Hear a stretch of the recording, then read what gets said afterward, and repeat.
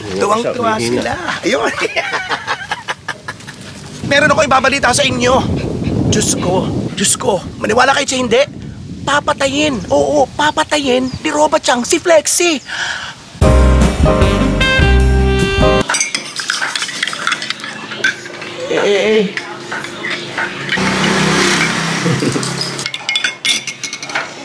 Tayong saba. Lambot. Ayan. Iyon, so baka ano siya ng gulay. Ito naman ay para sa doggy namin sa aso. Nilalahukan namin ng giniling na karne. Iyon. Gustong-gusto nila, paborito. Ito. Yan.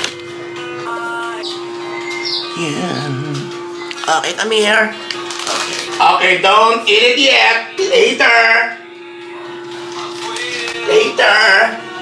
Not yet.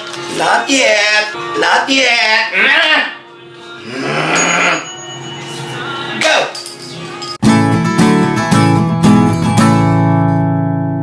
Lexie. Yun lang. Hey, don't do that. Ay. What are you doing? English speaking yung mga yan, oy. Mamaya kakain pa ako. Ayan.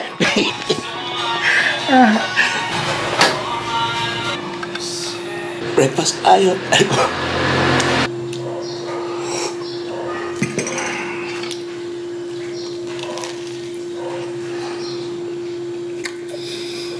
Ito siyempre classic favorite. Pero ito talaga yung the best na pinahumalingan ko ngayon. Cheddar. Gusto ko ito sa saging.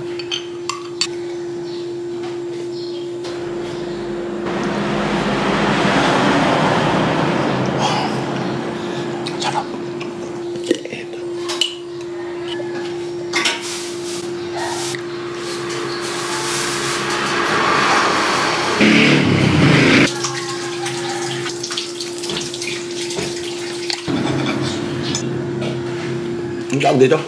Eto, putlong. Ayoko talaga. Ewan ko. Kasi may kasing lasa din lang na paborito ko na longganisa. Pero ayoko sa kanya. Sa pinaka-less. Ang pinaka-less na ayoko ay... Ba't may lamok?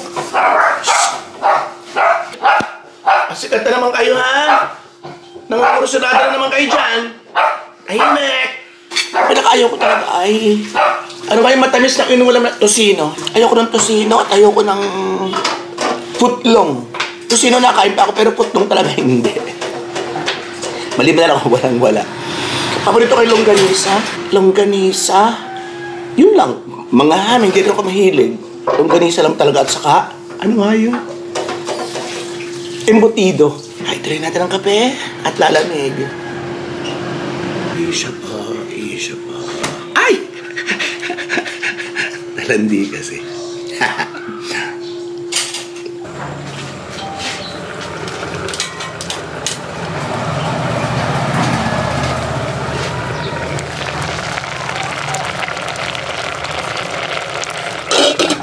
Nandiyan na naman kayo sa sofa. Baba. Dito, here. Paluin ko. Aba, humilata pa. Baba dyan, bunso. Ay, ano na kayong dalawa kayo? Ay, andyan na si Chito. Good morning, Chito. Yun, meron na pala. Dalawa na ako. Kayo, ha? Sobra ka na? Ganda ng panahon. Mainit, parang ngayon lang yata uminit. Sa totoo lang.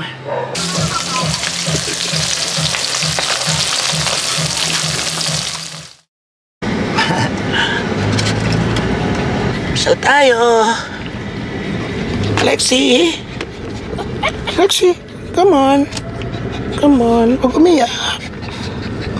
Pasyal tayo. Walking.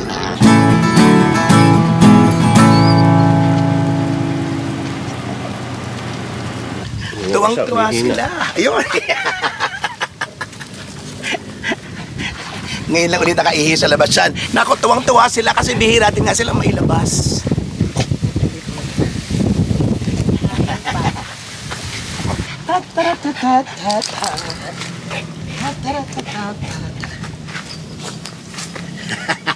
Hihi ka naman. tuwan-tuwa sila, oh. Ano, para makita mo yung ginaganon niya ng tutoy. Ay, Adjust wala na po na. yun, adjust na po. Maano pa kasi, mainit pa. So, expected ko kasi, mga ganitong oras, malilom na rito. Doon sa inay, medyo mainit. Pero dito, expected ko, medyo, malilom na. Dahil kasi may mga puno, di ba? Pero mainit pa rin. Kaya dito na lang muna sila. Ayun.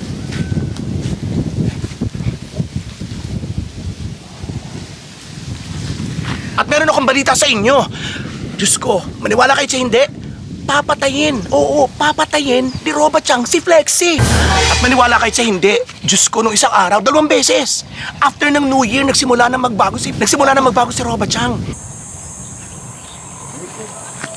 Alam niyo ba, pinating na namin nung una kasi I thought, baka ako, kasi nung New Year magputukan, di ba? So, taranta sila, lagi sila hindi sila makalabas sa kwarto ko. So, baka ako nagkaroon ng trauma. And then, yun lang ang iba namin pwedeng, kasi naging violente siya simula nung January. Mga 2 eyes. Yung una, nagsisigawan sila sa labas. Ay, inaawat nila. So, paglabas ko, okay na. Pero, nung pangalawang beses, ako mismo yung nakasaksi na talagang, kumbaga sa tao, pinupugbog ni Roba-chan si Flexie. Na hindi naman niya dating ginagawa sa loob ng halos 1 taong mahigit. So, sabi ko may problema.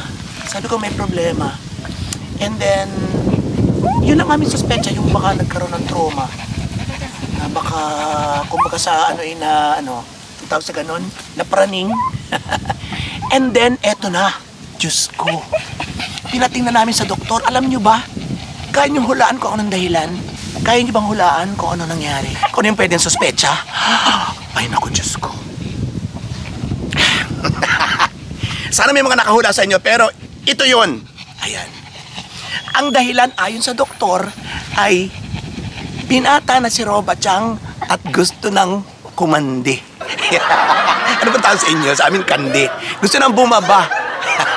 Ano pang pwedeng sabihin? Gusto nang kumasta. Ayun. At para sa inyong lahat, maya-maya, pupunta nga pala tayo sa kaibigan ko at ipapakita ko sa inyo kasi ganun din ang nangyari. Bago ko tuloy yung kantuhan, dito muna tayo. Lipat lang muna tayo sa isang istoryang ito. Yung kaibigan ko na si Joseph, may aso din. So, isang araw, dinatnan niya yung kanyang aso, duguan at wala na raw mata. So, pinakita niya sa akin ng picture, medyo blurred yung picture. Gusto ko makita mamaya. So, pupunta natin si Joseph mamaya para personal natin makita yung aso ko nung nangyari sa kanya. At ganun din, pinanatan din siya nung kasama na kapwa aso sa bahay nila. Ganun ang nangyari. So, bago pa dumating yun, talagang mabuti lang alam namin ang dahilan. At yun nga, binata na po ang aking anak. At talaga namang gusto nang tumalandi. Okay, ito medyo bata pa to eh. Medyo bata to ng 6 months. Mga 6 months ang bata ito. February to eh.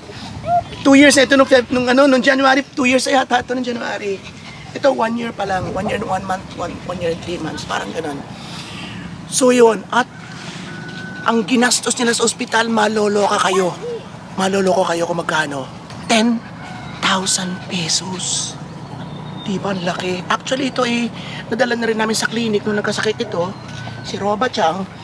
At parang 1,500 yata ang inano namin siya kinonfine. Ayun.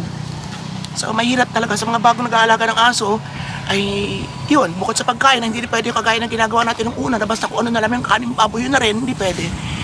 Kailangan is masusing pagbabantay, masusing pag-aanalisa ng mga nangyayari sa bawat kilos, galaw, mga ganun. So, talagang responsibility at gastos magkasama kung gusto mo makalaga ng aso.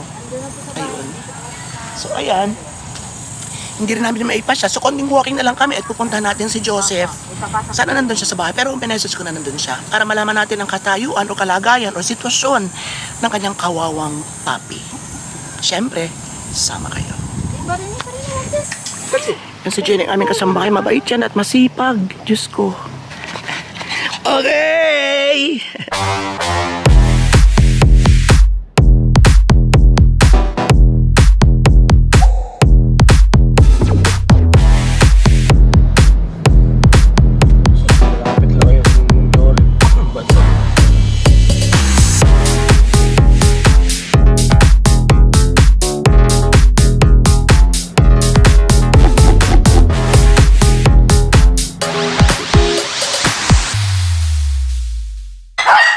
Ang dami. So yan. Ito yung bago. Chow Labrador. Ito po si Joseph, dito tayo sa kanyang house. At kagaya natin, ay mapagmahal sa aso. Ilang aso mo? 5. Nung namatay yung isa, bagong binigay ito. Okay. Okay, sa mga kaibigan, kaya nasabi ko sa inyo, meron siyang isang aso na dinala sa ospital dahil binanatan ko sa mga kasamahan. Kumala naman natin ngayon kung sino dito. Alin dito, darling? Ito. Pumanat, ito. Oo. Sus ko po. Dahil pareho silang lalaki. And then, ito siya. Kawawa naman kayo, tingnan natin. So talagang ano siya, oh, wala na talaga isang mata. Wala na, pinalis ko na. So wala na talaga isang mata. Oo. Dinukit. Buti na buhay pa siya. Oo. Diyos ko. Ay, di anak ko ng gastos. 10,960. Sabi ko sa kanila, 10,000. Diyos ko, kawawa naman. Moy moy. Moy moy. Lalaki rin. Oo. Moy moy. Papagaling. Ayan. So ito ang kauna-unahan niyang dog. Si Sophia. Sophia. Ilang taon na? Ito yung magsisix na. Ito yung pinakamatanda na Sophia. Sa mga pangalan nila, ito ay... Ito ay si Star. Sophia. Moy moy. Si Moy Moy. Si Maymay. Maymay. Bakit tambal ba sila? Kobe. Maymay. And this one is Kobe. Walang in-advise ang doktor na gawin sa kanya para matigil yung paggagawa niya, pambubugbog niya. Alcina. Ha? Alcina. Kasi yung isang namatay, binulag din niya. Ay, sus ko po. So, anong dapat mong gawin daw? Ay, hiwalay. At Kobe. Ang mga tricks? Okay. Wow! Yun na talaga, yun lang. Ayan, okay, so, isasama natin si Joseph, mag-iikot-ikot kami at para naman makahigop ng masariwang hangin sa mga pabuhay, di ba? Ilang days na ako naka-stay ng house. Ayan, so nakakatuwang kasamahan ang mga mapagmahal, hindi lang sa aso, kundi mapagmahal din siya sa kanyang ina. Also, unfortunately, wala na rin po kanyang nanay, and yun. Opo, na-miss ko na talaga. Ayan, so, yan, maraming salamat sa inyong patuloy na pagsama sa ating bawat kempo. This is your friend Roberto Sengad. Kasi mas mabuhay lahat ng Pinoy sa sulog ng world. Batology pa more and more and more. Thank you. Hello.